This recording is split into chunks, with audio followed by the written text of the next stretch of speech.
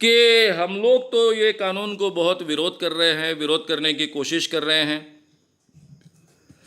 लेकिन ये कानून को जो हम विरोध कर रहे हैं उसके साथ में ही ये जो अंधश्रद्धा निर्मूलन समिति है, जो बार बार इन चीज़ों के बारे में बोलती है, आक्षेप लेती है, तो इनके सामने रखने के लिए ये श्रद्धा क्या है, अंधश्रद्धा क्या है, इसके बारे में हमारी स्पष्टता होनी चाहिए। और जो श्रद्धा की चीज़ें हैं उनको सिद्ध करने के लिए हमारे पास प्रमाण होने चाहिए।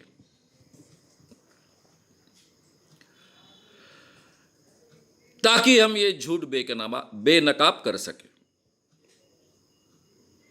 अब ये जो सवाल पूछा था हिंदू संगठन के लोगों ने, खैर सच बोला तो जाए तो गायत्री परिवार के लोगों ने यह सवाल पूछा था। यह सवाल बहुत अच्छा सवाल था।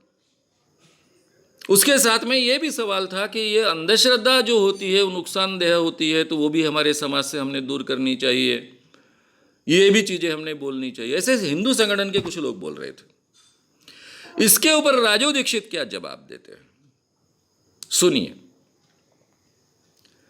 राजीव दीक्षित कहते हैं कि आप किसकी व्याख्या ले रहे हो? ये विज्ञान नाम की क्या चीज होती है? विज्ञान क्या है? जो कुछ सत्य है, सार्वभौम है, सनातन है, हमारा जो कुछ सत्य है, सार्वभौम है, सनातन है, वो सब विज्ञान है। हमारे लिए वही विज्ञान है। ये विज्ञान जो आया वो यूरोप की बात है। यूरोप में विज्ञान दूसरा ही होता है। यूरोप में जो ऊंचे लोग बोलते हैं, बड़े लोग बोलते हैं, वह विज्ञान है। प्लेटो ने जो कहा वह विज्ञान है। सुकरात यानी सोक्रेटिस ने जो कहा वह विज्ञान है। अब इसी स्टेटमेंट को हम जांचेंगे। यानी राजीव दीक्षित कहते हैं कि जो विज्ञान यूरोप में कहा जाता है वो कोई तो भी एक बड़ा व्यक्ति कहता है, इसलिए हो जाता है विज्ञान। हम ऐसी चीजों को विज्ञान नहीं मानते। हमारा विज्ञान क्या है? जो सनातन है, वही सार्वभौम है और वही हमारे लिए सत्य है। मैं ये व्याख्या सुनकर तो दंग रह गया। अब हम सच्चाई जानेंगे। सभी धर्मों ने सत्य की खोज करने का प्रयास किया है। दुनिया के सभी धर्म सत्य प्राप्त करना चाहते थे।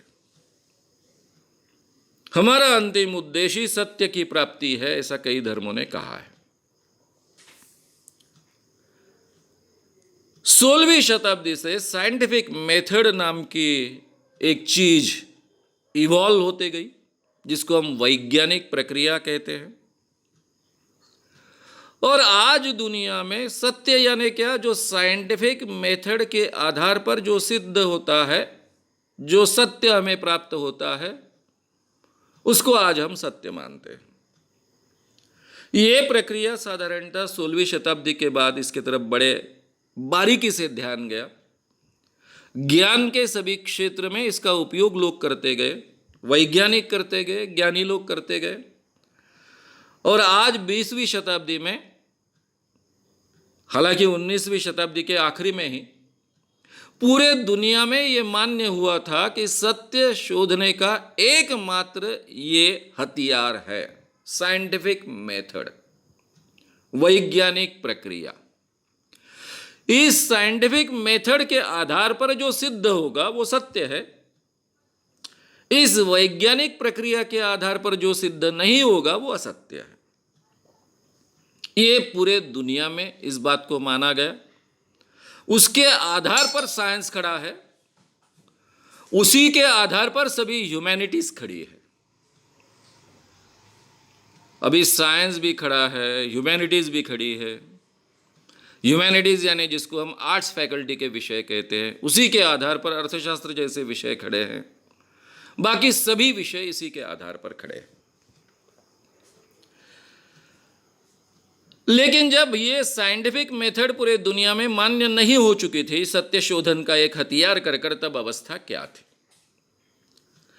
एरिस्टाकर्स ऑफ सेमोस, एक ग्रीक ज्योतिषी, उसने कहा था 2250 साल पहले, यानी आज से 2250 साल पहले, कि सूरज के इर्द गिर्द पृथ्वी घूमती है और पृथ्वी गोल है। 2250 साल पहले कहा, अपने गणित के आधार पर। उस जमाने में टॉलेमी नाम का एक बहुत बड़ा साइंटिस्ट था, तत्वज्ञ भी था। उन जमाने में सभी साइंटिस्ट, तत्वज्ञ, ज्ञानी लोग एक ही माने जाते थे, जिनको गणितज्ञ कहा जाता था। टॉलेमी ने कहा कि यह बात सच नहीं है।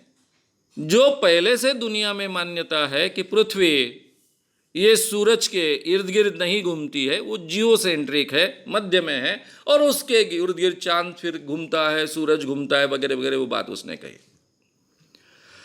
एरिस्टाकर्स ऑफ सेमोस ने जो 100% वैज्ञानिक बात तब कही थी, वो नकारी गई, क्योंकि टॉलेमी ने कहा है।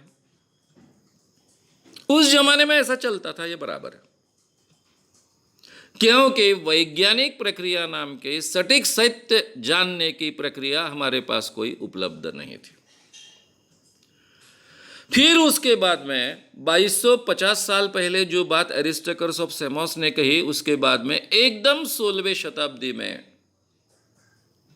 ब्रूनो कहता है, कोपरनिकस कहता है, गैलीलियो कहता है यूरोप में कि पृथ्वी गोल है, वो सूरज के इर्द गिर्द घूम रही है, और सप्रमाण वो सिद्ध करते हैं।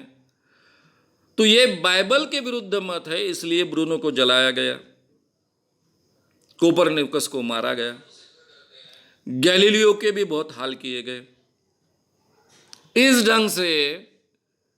लेकिन बाद में ये बात स्वीकारनी पड़ी, क्योंकि साइंटिफिक मेथड एस्टेब्लिश हो चुकी थी।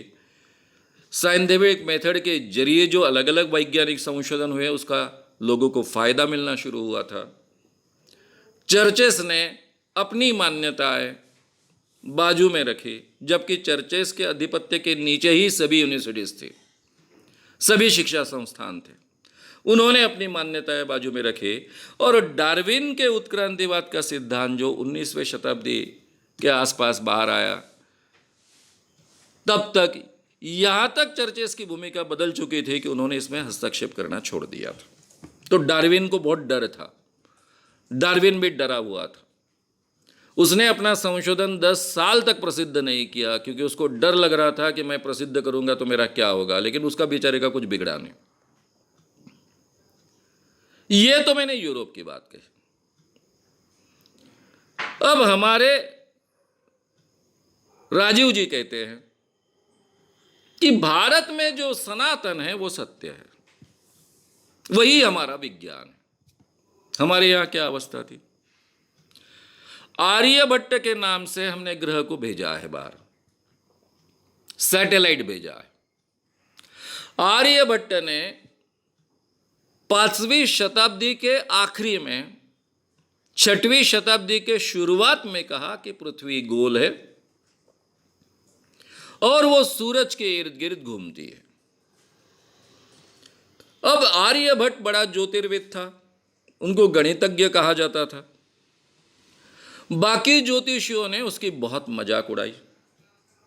ये आर्यभट्ट कितना गधा है, कहता है कि पृथ्वी गोल है। ज्योतिषियों ने तर्क लगाया कि कहां कहां से बड़े दूर दूर से व्यापारी आते हैं, चाइनीज व्यापारी आते हैं, कहां कहां से व्यापारी आते हैं। अगर पृथ्वी गोल होती तो खिसक कर नीचे गिर जाते। अब पृथ्वी गोल है, उस पर आदमी खिसकेगा, गिरेगा। ये कहते हैं कि पृथ्वी घूम रही है।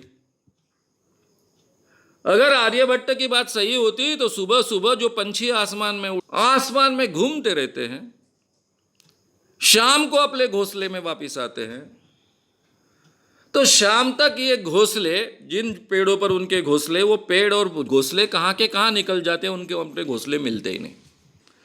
जब पंछी रोज उड़ते हैं, आसमान में जाते हैं और अपने घोंसले में ठीक ढंग से वापस आते हैं, तो इसका मतलब पृथ्वी स्थिर है, वो घूमती नहीं। आर्यभट्ट कोई जवाब नहीं दे पाया, क्योंकि तब गुरुत्वाकर्षण की कल्पना उसको मालूम नहीं थी। पृथ्वी के साथ में 200 किलोमीटर का वातावरण भी घूमता है, ये उसको पता नहीं था। ये उत्तर वो जवाब दे नहीं सकता था, लेकिन उसका गणित बहुत एक्यूरेट था। गणित के आधार पर उसने पृथ्वी गोल है और सूरज के इर्द गिर्द घूम रही है, ये तो बोला था। तो भारत का सनातन क्या रहा? पृथ्वी मध्य है, सूरज आसपास घूम रही है। आर्यभट्ट का सही गणित 5वीं शताब्दी के आखिरी में जो रखा वो नकारा गया, क्योंकि हमारे यही आग्रह कायम है। वहां बाइबल के आग्रह थे, हमारे यहां ये आग्रह है। अब मित्रों आगे चलकर क्या हुआ?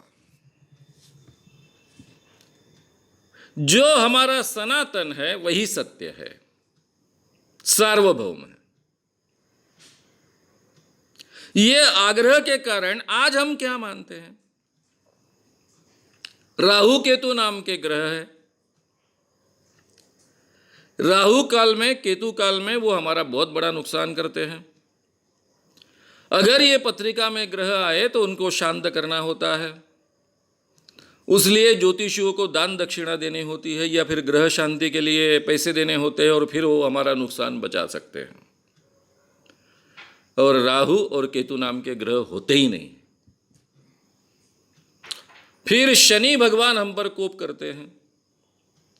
उनको खुश करने के लिए शनिचर को हमने तेल चढ़ाना चाहिए। यहां हम तेल चढ़ाते हैं, वहां शनि भगवान खुश हो जाते हैं। कितना तेल चढ़ाते हैं?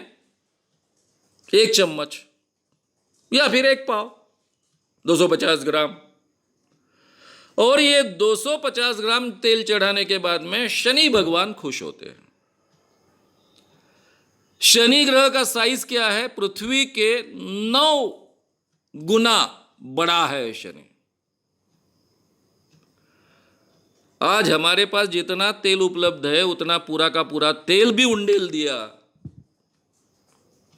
तो भी पूरे शनि को हम तेल नहीं लगा सकते, इतना बड़ा वो ग्रह। ये हमारा सनातन सत्य है। आप क्या बात रख रहे हो लोगों के सामने? ये सब हिंदू संगठन के लोग हैं ना, इनके सामने ऐसी बात रखकर उनको आप अंधविश्वासी बना के वैसे ही कायम रखना चाहते हो। वो बोल रहे हैं कि हमारे समाज में अंधविश्वास है, वो दूर करने चाहिए, हम में जो बुराई है वो दूर करनी चाहिए। मुझे अचरज लगा कि वहां हिंदू संगठन के लोग इस ढंग से बात कर रहे हैं। जो हमारे श्रद्धा के विषय है वो हमने सिद्ध करने चाहिए। और यहाँ राजीव दीक्षित जी उनको समझा रहे हैं, क्योंकि ये उनके मार्गदर्शक है, कि हमारा जो है वो सत्य है, सनातन है, सार्वभौम है, और यूरोप से जो आ रहा है वो सभी विज्ञान गलत है। अगर आपको ये वीडियो पसंद आया हो तो उसे ज़रूर लाइक करें, लोगों में ये अवेयरनेस फैलाने में हमारी मदद करें। वीडियो को ज़रूर शेयर भी करें। तो हमारे YouTube चैनल शाम मानव को विज़िट करें। ऐसे सारे वीडियोस का आनंद लेने के लिए हमारे चैनल को सब्सक्राइब करें। उसके लिए सब्सक्राइब बटन दबाएं। नए वीडियोस का नोटिफिकेशन पाने के लिए बेल आइकन दबाएं।